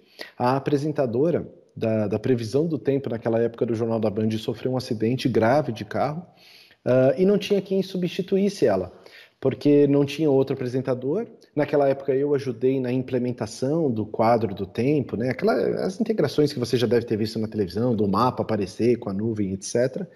E ela sofreu um acidente, não tinha quem substituísse, alguém precisava ir para o ar. Naquele mesmo dia, o apresentador, que é o Carlos Nascimento, junto com outro diretor da área, falou assim, você já fez alguma coisa no vídeo? Eu falei, olha, brincando algumas coisas na própria faculdade. Não quer ver como é ser... Não tá para fazer aqui um teste para fazer a previsão do tempo? Desci na área de figurino da emissora, coloquei um terno, isso era 2 da tarde. 3 da tarde eu escrevi mais ou menos um texto, porque eu sabia mais ou menos como era a estrutura de escrever esse texto, lembra? Trabalhei na implementação disso. Fiz um teste, brincando ali, dando as informações. Falei, beleza, hoje à noite você estreia. Então eu cheguei para trabalhar 1 da tarde, às 2 da tarde comentaram, porque a gente ficou sabendo que ela não ia conseguir realmente voltar devido ao acidente. Naquele mesmo dia, às 7h30 da noite, estava lá eu ao vivo. Então a primeira vez que eu fui apresentador na minha vida, já fui ao vivo. E fiquei até um tempo relativo no ar, fiquei 4 meses sendo o homem do tempo do Jornal da Band. Vence gravações de Eduardo em frente a uma tela com a apresentação de nuvens sobrevoando o mapa do Brasil. Mas como eu comentei para vocês, a história que eu comentei do Boixá, na questão dos acidentes, etc. Lembra que eu era o cara que falava no ponto eletrônico do Boixá? Foi muito importante eu também ir para frente das câmeras para entender qual é a pressão que uma pessoa sofre, né, estando na frente das câmeras. Cara, quando você olha para a câmera, tem uma luzinha que acende e você sabe que você está falando com muita gente ao vivo e que se você engasgar, todo mundo vai ver, que se você piscar, se você coçar o nariz, todo mundo vai ver, e o receio de fazer alguma coisa errada, porque não tem como corrigir, as pessoas falando aqui no seu ponto, né, na sua orelha, como você já deve ter visto nos programas de televisão, toda essa pressão foi muito importante. Justamente porque já que eu era aquela pessoa que falava no ponto, para eu também ter a noção de qual é a hora que eu tenho que atrapalhar ou não a pessoa, se eu estou atrapalhando, entender um pouco, me colocar na função do outro, que eu dependo da função dele para exercer bem a minha, né? Então se colocar muito na posição do outro. Talvez fique aqui até uma dica, né? De você inclusive exercer funções, e a faculdade te dá muita possibilidade disso. Exercer funções das quais você não gosta, mas que você sabe que é uma função que vai ser fundamental para o sucesso da função que você quer exercer, justamente para poder se colocar na pele do outro, na situação do outro, e entender as pressões que ele sofre. Mas tenho um super carinho por esse momento, essa oportunidade que eu tive. Lembra que eu falei que eu gosto do ao vivo? Mas estar na frente das câmeras falando ao vivo é ainda mais complexo, sim, transpira a camisa, e em alguns momentos o telespectador fica vendo, porque o suor é perceptível no rosto do apresentador, como foi no meu caso em algumas vezes. Errei ao vivo também, mas hoje tiro de muitos aprendizados e de novo, é o que faz eu estar aqui hoje falando para vocês, cara, se encorajem a fazer coisas que você não quer, a coisas que você não se sente à vontade, justamente para um aprendizado, justamente para poder se colocar na posição do outro. E foi muito gostoso trabalhar todo esse tempo. E quando eu chego lá em 2010, que foi o momento que eu saí da Band, eu já tinha 10 anos de carreira, né? Meu primeiro estágio foi em 2000, eu estava, entre aspas, um pouco cansado. Cansado por quê? Não cansado de trabalhar, porque a gente tem que trabalhar bastante. Mas, de novo, era aquela mesma situação em 2004, que eu não via mais um outro ponto de crescimento. Eu queria explorar outras áreas, queria sair um pouco do jornalismo e trabalhar um pouco mais com entretenimento, com outras áreas. E jornalismo demanda, tá, também. Jornalismo demanda, não vou mentir. Quantos natais e Réveillon... Eu transmitia Réveillon todo ano, eu transmitia Carnaval todo ano. Então eu não tive Carnaval por 8 anos na minha vida, não tive Natal e Réveillon por 8 anos na minha vida. Nunca me esqueço num plantão de Natal que pegou fogo no HC, Hospital das Clínicas em São Paulo, em 2008, estava lá, meia-noite, a gente transmitindo um incêndio no HC. E tive a oportunidade, então, em 2010, de receber um convite da TV Cultura.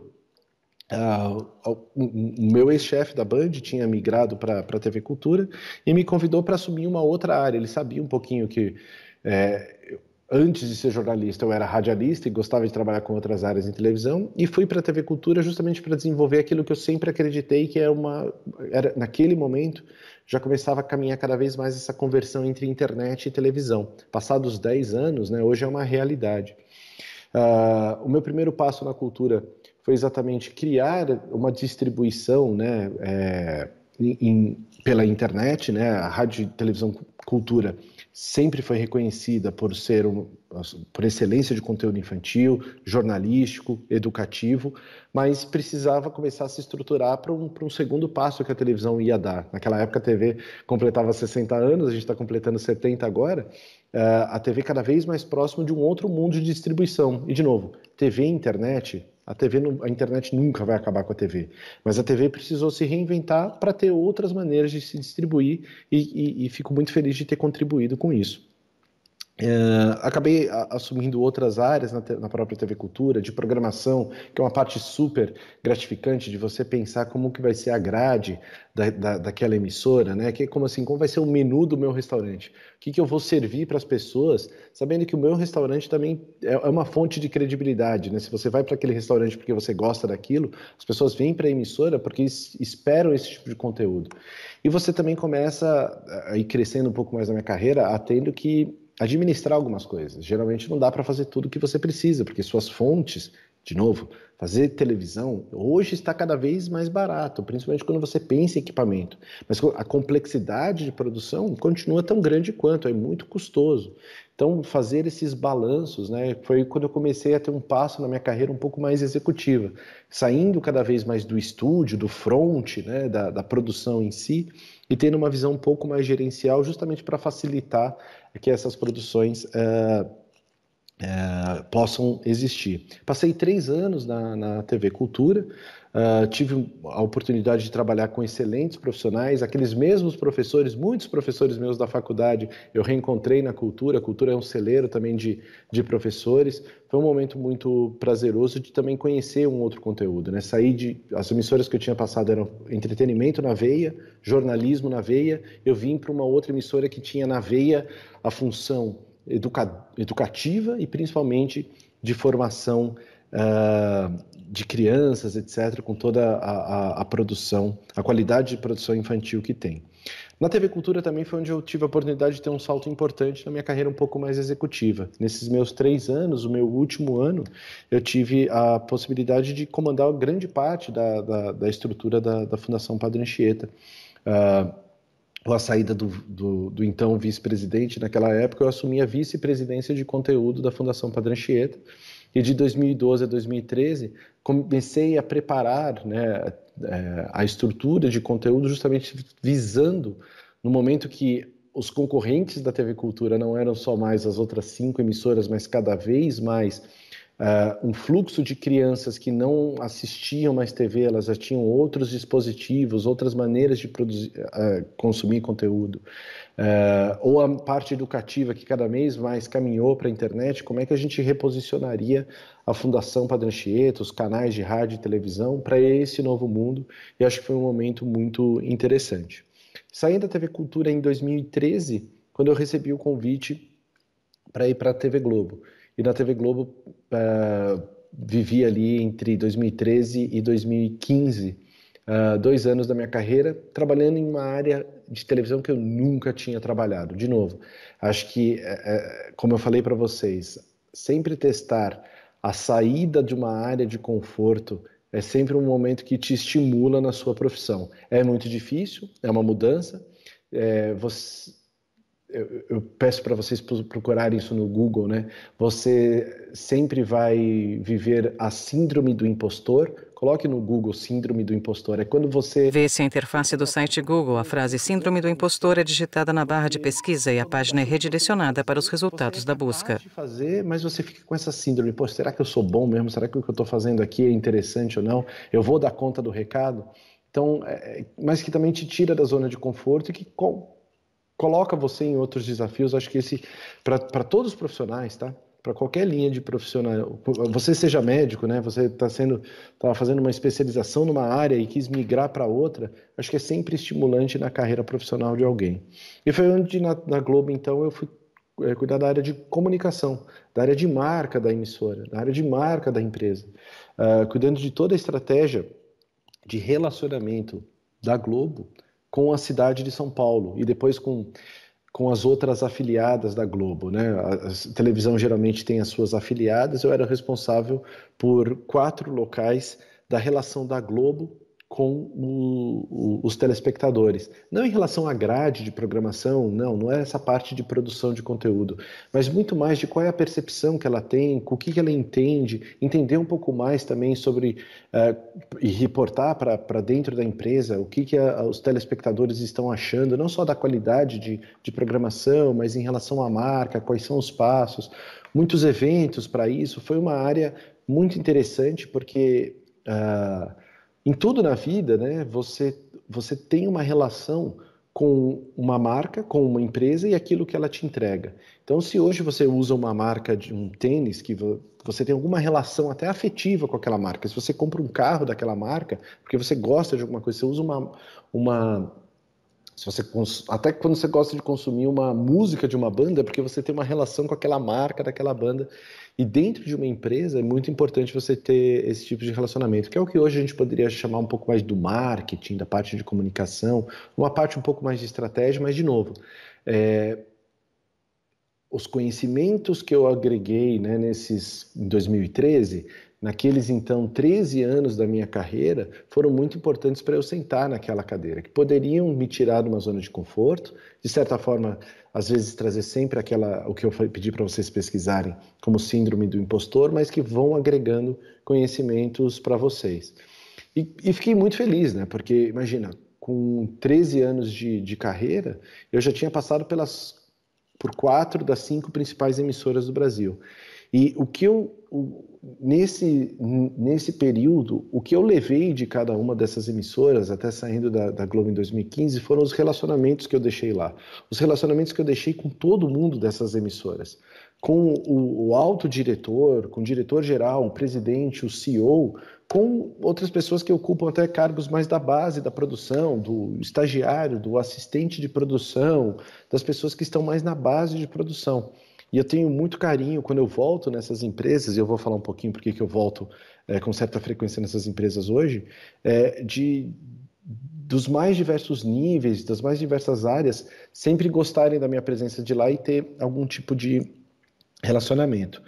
Na sua carreira profissional, cada vez mais do que você mandar um currículo aqui, uma mensagem no LinkedIn ali, a rede de relacionamento que você cria é muito importante. Para quando você passa por um momento de maior dificuldade, precisar se reenquadrar no mercado de trabalho, para você também poder ajudar as pessoas que te ajudaram, né, no mercado de trabalho. No fim das contas, é uma grande rede de relacionamento. Existem algumas profissões que o mercado ainda é mais restrito, né? O de radialista talvez é um pouco restrito, sim, mas tem profissões hoje que são muito mais restritos.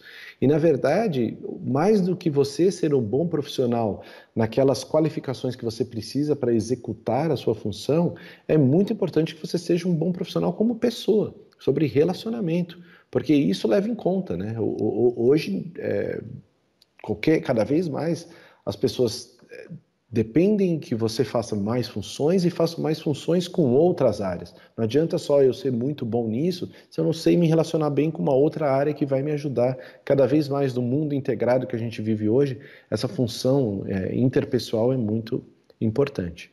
E aí eu chego nessa fase final da minha carreira, né? Eu acabei pulando algumas coisas, eu acabei fazendo uma pós-graduação, em alguns momentos é muito importante até para você ter cada vez mais skills ou habilidades mais importantes para uma maneira mais executiva. Mas em 2015 eu vi aqui na televisão, né, acho que isso é muito importante, independentemente da carreira que você vai querer seguir. Também ver a hora que o seu negócio está mudando, a sua área de atuação está mudando. E o avanço da internet era fundamental. Eu falei, poxa, eu preciso viver um pouco essa onda. Por mais que televisão seja minha paixão, produção de conteúdo seja minha paixão, a televisão está passando por um momento de transformação e eu preciso fazer parte dessa onda.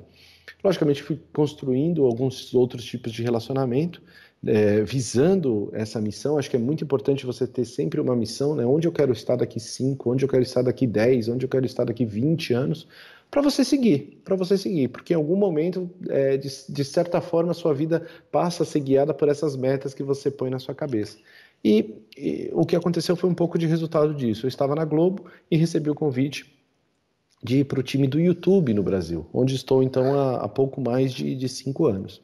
Hoje eu trabalho no YouTube, né, no Google. O Google é o dono do YouTube. Trabalho aqui no escritório do Brasil, que fica em São Paulo, e sou responsável pelo relacionamento de parcerias de conteúdo para o YouTube. Diferentemente de tudo que eu contei na minha vida profissional, as emissoras por onde eu passei, elas eram as responsáveis por produzir conteúdo. O YouTube, assim como o Facebook, assim como tantas outras plataformas, são plataformas que não produzem nada, né? São plataformas que hospedam e distribuem conteúdos. Então a minha função é ser exatamente esse elo de ligação entre a plataforma, os conteúdos chegarem até vocês, e imagino que aqui tem bastante usuários do YouTube, muito obrigado por isso, com os produtores de conteúdo.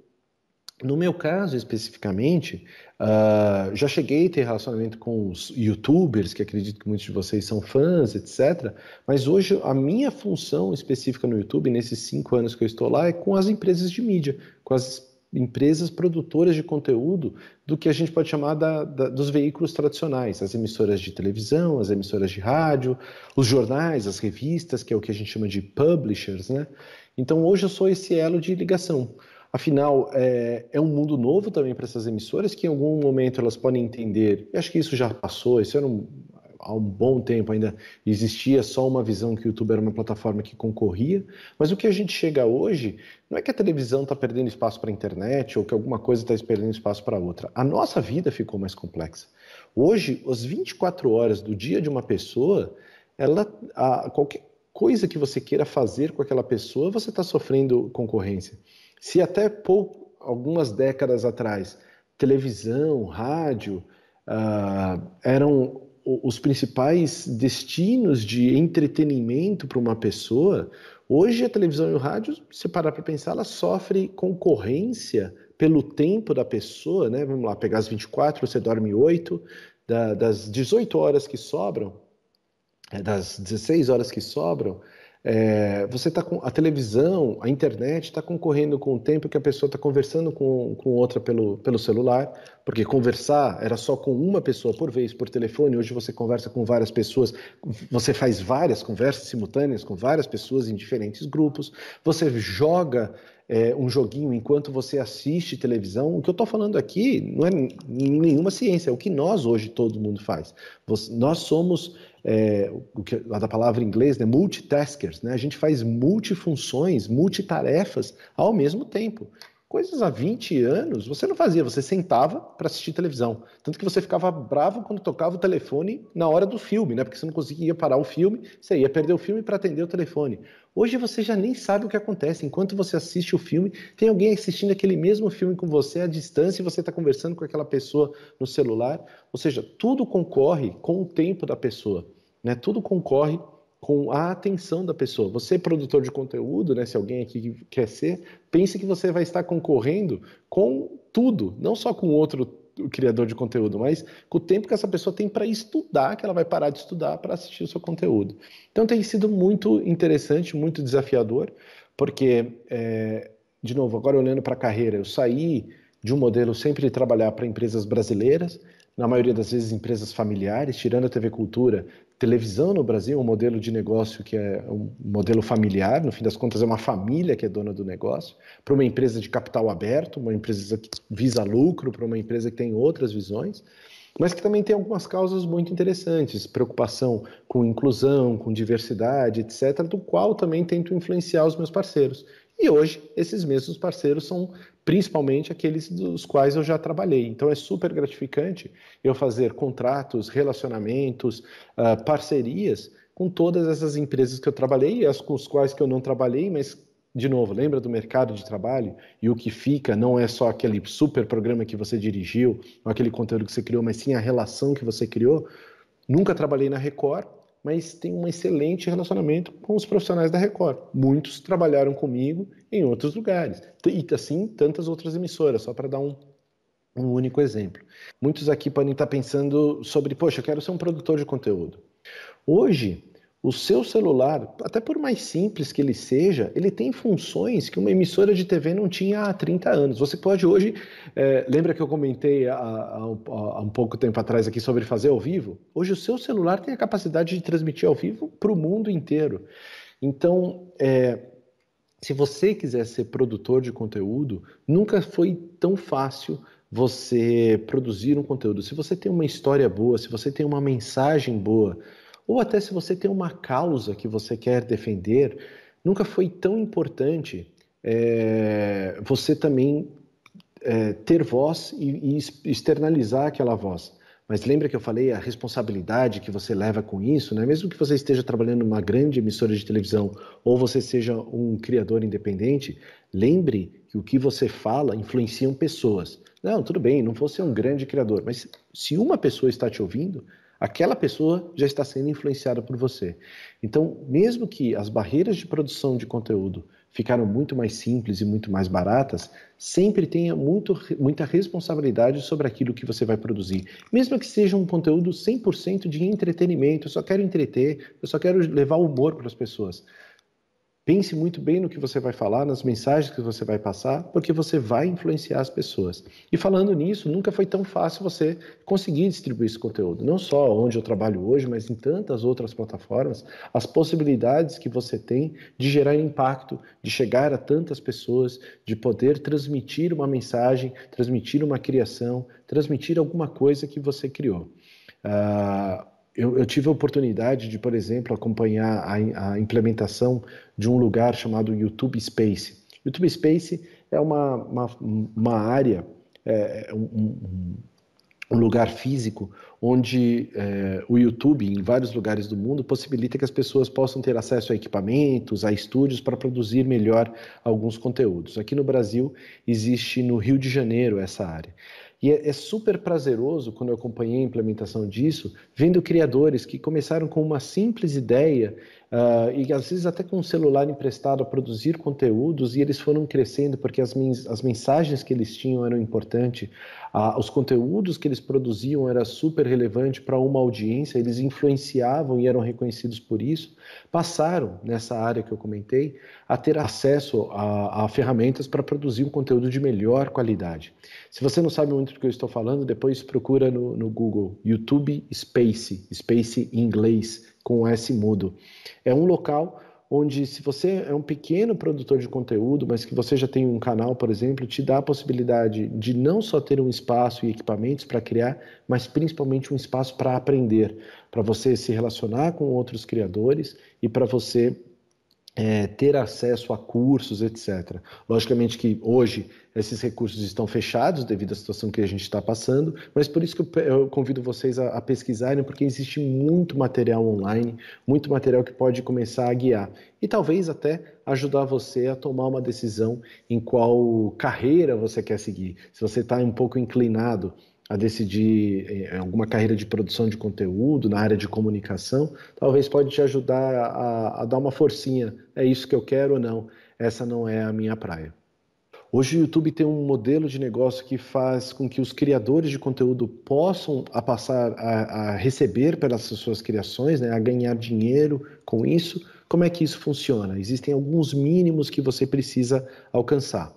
Então, se você criou um canal, ele precisa ter no mínimo 1.000 inscritos e 4.000 horas assistidas. Ou seja, dos conteúdos que você já produziu, pelo menos 4.000 horas precisariam ter sido assistidas por várias pessoas até somar esse montante de horas.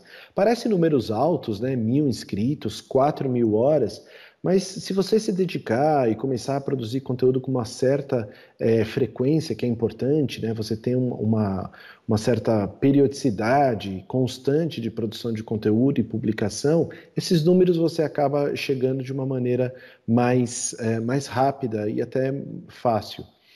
A partir daí você pode se candidatar a participar do que o YouTube chama de Programa de Parcerias do YouTube. Se você tiver mais interesse, procure exatamente isso no Google, Programa de Parcerias do YouTube.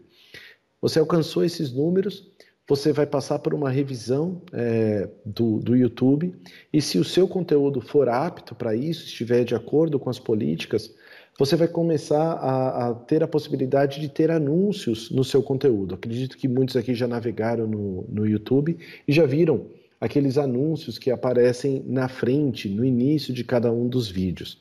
Quando aquela publicidade, né, quando uma propaganda aparece nesses vídeos, quem vendeu aquela propaganda, né, foi o Google. O Google foi lá e vendeu para algum anunciante.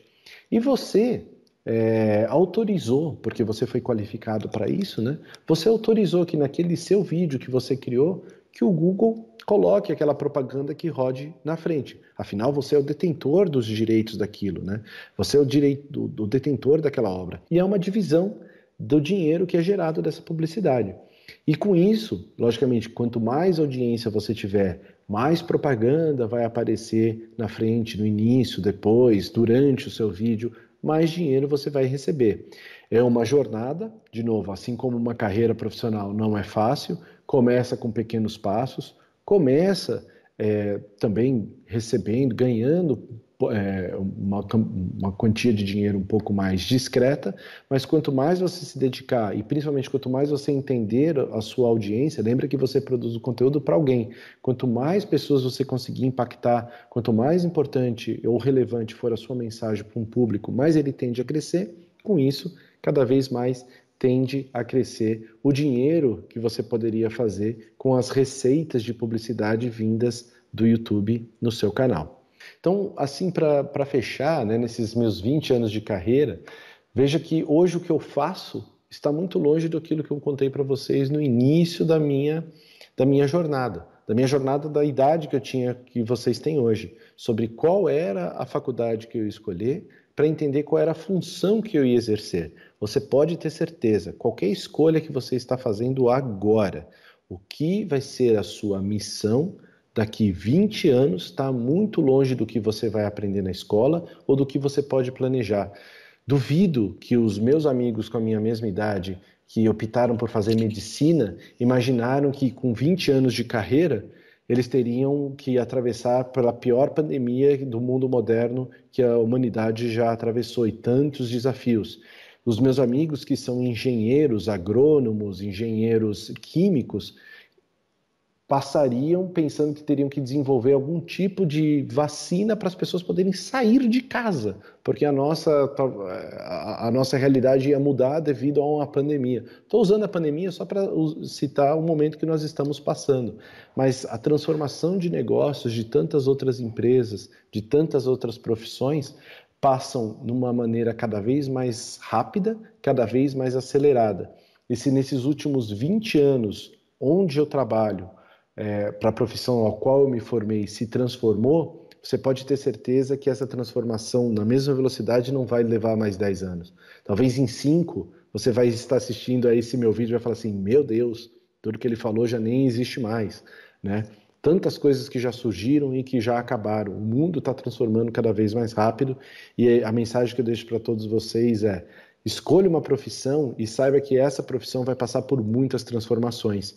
E saiba sempre se adaptar e sempre tentar entender qual é a missão que a sua profissão poderá trazer para o futuro. E antes de mais nada, nunca deixe de estudar. A sua profissão não acaba no dia que você recebe o canudo e a sua formação.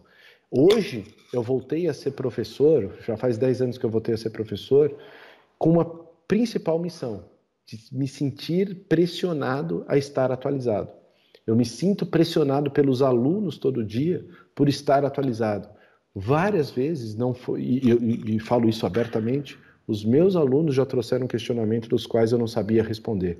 E é isso que me instiga todo dia de continuar estudando cada vez mais, porque não tem nenhuma profissão que não acaba se reinventando a cada dia, e estudar é algo fundamental. Estudar não só com os livros, estudar se relacionando com outras pessoas, ouvindo o que está acontecendo, entendendo o mercado. E para fechar um pouco aqui a conversa com vocês, e resumindo essa quase 1 hora de bate-papo que eu tive com vocês, é ressaltar que, independentemente da profissão que eu me debrucei um pouco mais aqui sobre radialista, a formação em comunicação social, é sempre muito importante você aproveitar esse primeiro momento da faculdade, se debruçar nos conhecimentos técnicos que você vai ter, nos conhecimentos teóricos, que eu acabei comentando com vocês, que às vezes você não vai entender muito o porquê você está estudando aquilo, mas em algum momento vai fazer a diferença na sua vida. A bagagem que você vai recolher em relação às funções que você for exercer, talvez nos seus primeiros momentos como estagiário, como eu comentei, não é exatamente aquilo que você imaginava que você quer fazer para o restante da sua carreira, mas as possibilidades de relacionamento que você começa a criar. Eu imagino que na sua carreira profissional vai ser uma mixagem de tudo isso, né? O embasamento teórico que você acumulou, o conhecimento técnico que você acumulou e que você pôde exercitar e cada vez mais se desenvolver, e as pessoas com quem você se relacionou, as pessoas com quem você criou laço. Eu acho que esses 3 pontos é o tripé que vai fazer com que a sua carreira fique cada vez mais de pé e cada vez possa alcançar aquelas metas que você um dia estabeleceu. Fica aqui a minha dica, espero ter ajudado, espero ter colaborado. Agradeço mais uma vez a Fundação Padre Anchieta, a TV Cultura pelo convite e muito boa sorte nesse momento que vocês estão passando e façam uma boa escolha. Sobre a imagem de Eduardo, surge uma caixa de texto de fundo azul com a pergunta feita por @RodrigoRusso_. Existe alguma diferença na maneira de exercer sua função dentro de cada grande emissora que passou? A caixa de texto se fecha e a imagem de Eduardo volta a ocupar todo o espaço. Quando você pergunta em relação a cada uma das emissoras, eu vou tentar responder até de uma maneira mais geral, em relação às empresas. É muito importante quando você está numa empresa, você acaba entendendo que a cultura de uma empresa é um pouco diferente da outra, a maneira com que você vai responder, a maneira com que você vai agir, a maneira com que você vai se posicionar é diferente. Então, eu respondo até de uma maneira mais geral. Saiba entender a cultura ou a prática que aquela empresa que você está trabalhando tem, justamente para poder reagir e agir da melhor maneira para responder aquilo que estão te pedindo. @PMillWard. Você acha que o YouTube e outras plataformas semelhantes vêm revolucionando o mercado audiovisual? De que forma? Sim. Na verdade, as novas plataformas, de novo, elas não substituem as mídias que já estão aí. O rádio, a televisão e tantas outras mídias continuam, mas ela possibilitou outras maneiras, em 2 vias. As novas maneiras de consumo, né? Hoje você pode consumir conteúdo a hora que você quer, da maneira que você quer, no aparelho que você quer, e principalmente a dar voz. Né? A possibilidade de você, se quiser produzir um conteúdo, você tem uma possibilidade de produzir e usar tais plataformas, se estiver de acordo com tudo aquilo que a gente já conversou em relação principalmente às políticas e ser um conteúdo relevante, de você poder usá-las como forma de distribuição do conhecimento ou do conteúdo que você quer levar a outras pessoas. @CarlosCastroJR. Você acha que o YouTube e as plataformas de streaming estão prejudicando a televisão e o cinema? Obrigado pela pergunta. Eu acho que ela vem colaborando. Quantas vezes, eu respondo até com uma pergunta, quantas vezes você acabou indo assistir um filme porque você assistiu o trailer no YouTube? Quantas vezes você parou para assistir um específico programa de televisão porque você foi impactado com os melhores momentos daquele programa no YouTube? E quantas vezes, tanto o cinema ou a televisão, também se utilizou do YouTube como uma forma nova de distribuição? Eu acho que são maneiras novas de distribuir conteúdo audiovisual. Os usuários, né, os antigos telespectadores ou internautas, o que eu gosto de chamar de usuários, eles estão presentes e, de novo, o que a gente está sempre competindo é com o tempo da pessoa. A pessoa tem muita coisa para fazer ao longo do seu dia. E se a melhor maneira dela consumir o seu conteúdo é pela televisão em algum momento, legal. Se é indo ao cinema em outro, bacana. Em alguns outros momentos vai ser assistindo a esse conteúdo pelo YouTube. @Dom_Diniz. O YouTube planeja investir em campeonatos de futebol no Brasil, com transmissões ao vivo pela plataforma? Esportes com pouco espaço na TV aberta terão transmissões pela plataforma? Muito, né? O que, até quando eu comentei qual é a minha função no YouTube, né, hoje é de fazer parcerias. Então, se existe alguma liga de futebol ou de algum outro esporte que queira transmitir, utilizar o YouTube também como uma forma de distribuição, o que a gente tenta fazer é facilitar. Facilitar tanto na parte técnica, mas também na parte de negócios. Alguém precisa pagar essa conta, né? De conectar com com as empresas que podem fazer propaganda, quem é que vai patrocinar isso.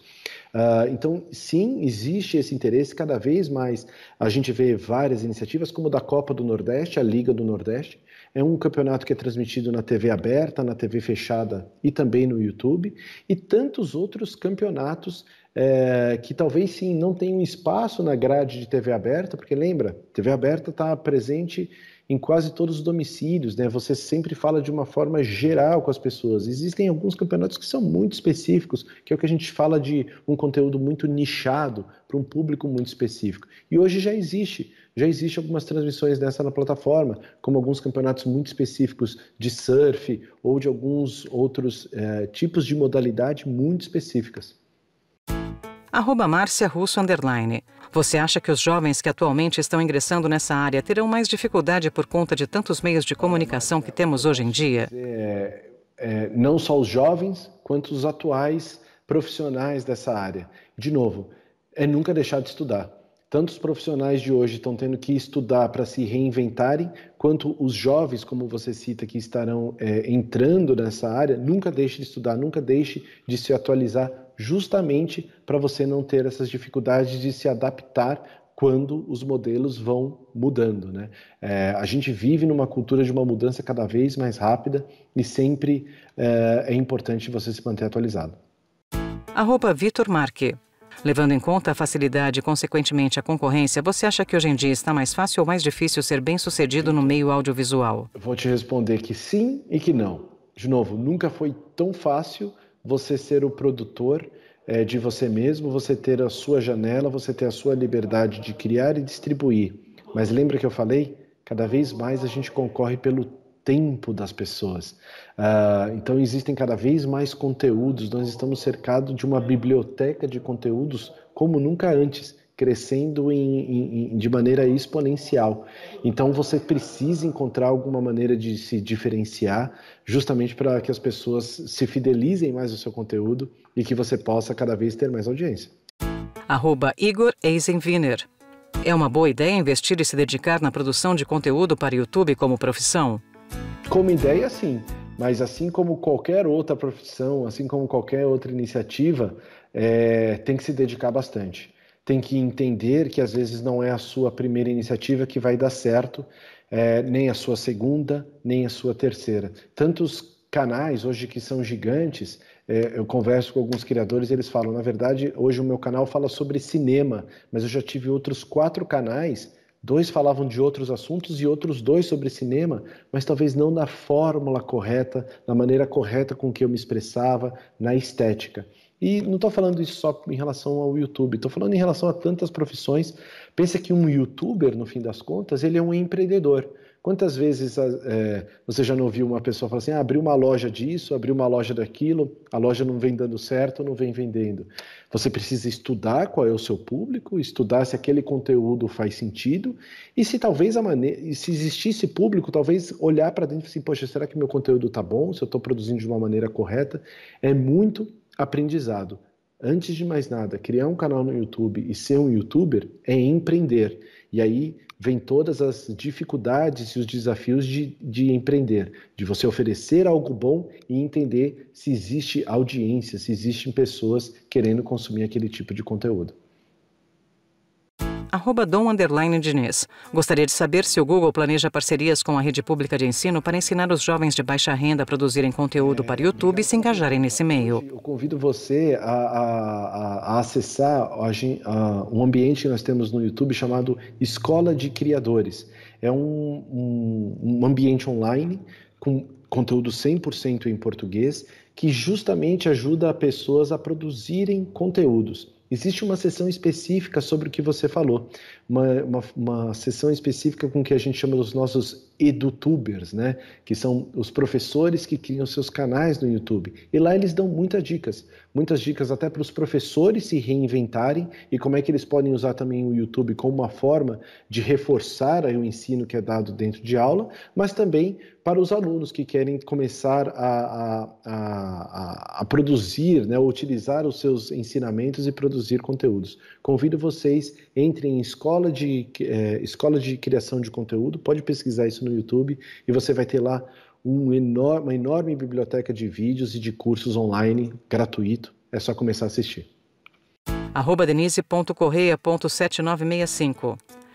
Estamos vivendo em um mundo cheio de opinião vazia e sem respeito à opinião alheia, um mundo repleto de rótulos. Se por um lado a tecnologia trouxe benefícios para a sociedade, por outro ela hoje revela muitas vezes a pior da sociedade. O YouTube passou por um processo de limpeza em seu site por conta dos chamados grupos de linchamentos, que instigaram e levaram a população ao caos. Grupos de extrema-direita pelo mundo fazendo atrocidades. Como você vê o mundo das redes sociais? Reduzir conteúdos que estão, o alcance dos conteúdos que estão fora da nossa política, remover aqueles que não estão em nenhuma conformidade e, ao mesmo tempo, ressaltar o conteúdo de qualidade. Com isso, recomendando cada vez mais os conteúdos de qualidade e recompensando.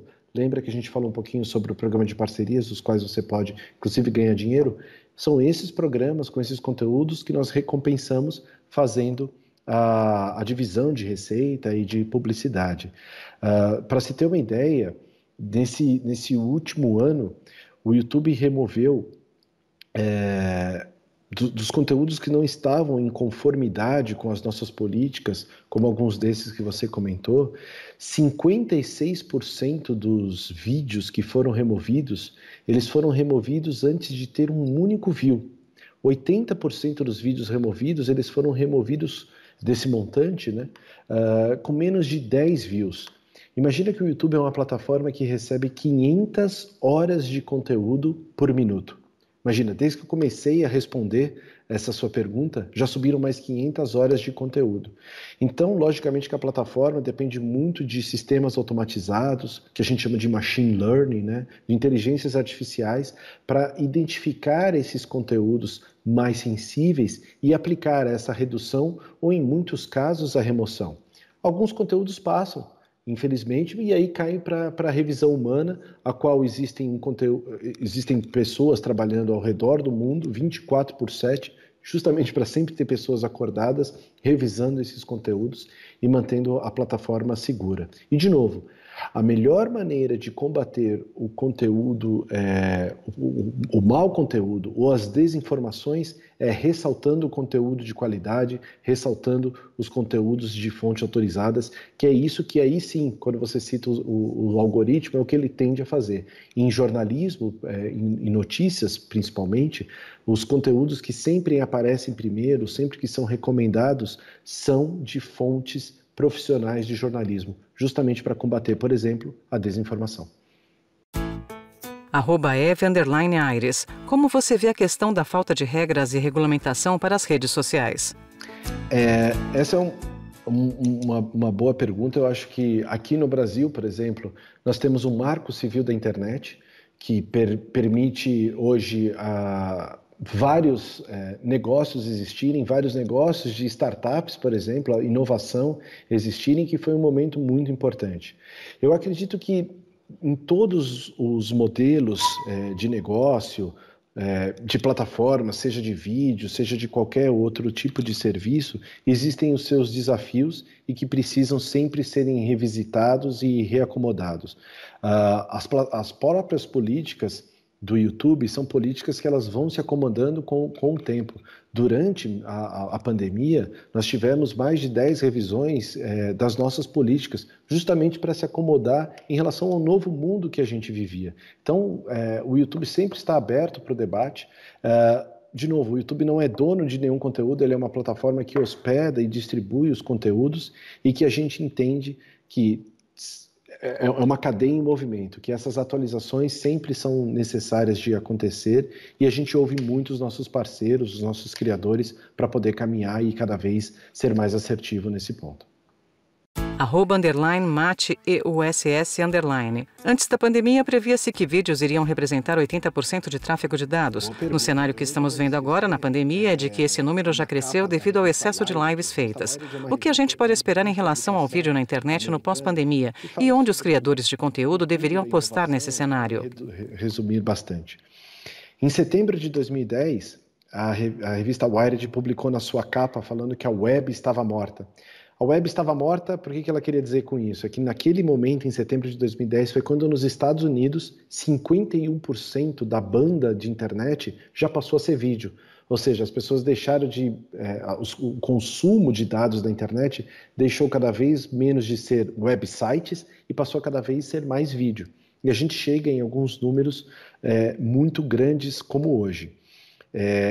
O que eu posso dizer é que cada vez mais a internet é um meio de distribuição de conteúdo audiovisual. Quando a gente olha para esses números de consumo de banda, de mais de 80%, também porque temos mais banda de internet, cada vez mais então a gente pode servir conteúdos de qualidade, conteúdos em HD, conteúdos em alta definição, em 4K, mas que talvez não existe uma coisa específica para se apostar. O que precisa é o conteúdo de qualidade, um conteúdo que é relevante. Não que seja só as lives de música, ou a transmissão de um evento esportivo, ou um conteúdo de entretenimento. Lembra que a jornada da pessoa durante o seu dia, no consumo de conteúdo, é também em relação ao que ela precisa. Se ela acordou e está chovendo, talvez a primeira coisa que ela vai fazer é pesquisar sobre a previsão do tempo e saber como é que está o trânsito da cidade, e assim como tantas outras informações úteis para aquele momento. Da mesma maneira, quando ela voltou para esse dia caótico que choveu, ela só quer assistir talvez um show de música e se entreter um pouco mais. É entender sempre o conteúdo que vai fazer sucesso. Saber produzir o conteúdo que vai fazer sucesso está muito relacionado a você saber entender a sua audiência, as suas demandas e como ela quer e quando consumir o seu tipo de conteúdo. Queria agradecer mais uma vez à Fundação Padre Anchieta e a TV Cultura pelo convite. Foi um prazer dividir esse tempo com vocês. Espero ter ajudado. Espero também ter gerado muita dúvida, porque só com dúvidas que a gente sai dessa zona de conforto para a gente tomar uma boa decisão. Pesquisar, continuem pesquisando bastante. Sintam-se à vontade sempre para estar na dúvida. A dúvida instiga a gente a estudar, instiga a gente a pesquisar. E boa sorte para todo mundo que está nesse momento na trilha de escolher qual vai ser a sua carreira daqui para frente. Muito obrigado mais uma vez. Lei de Incentivo à Cultura, patrocínio CPFL Energia e Bradesco. Realização TV Cultura, Secretaria Especial da Cultura e Ministério do Turismo.